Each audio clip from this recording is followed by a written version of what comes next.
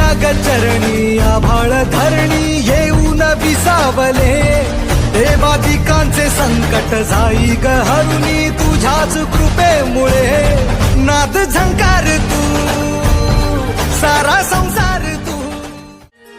ओम नमो आदेश बोलो ओम नमो आदेश।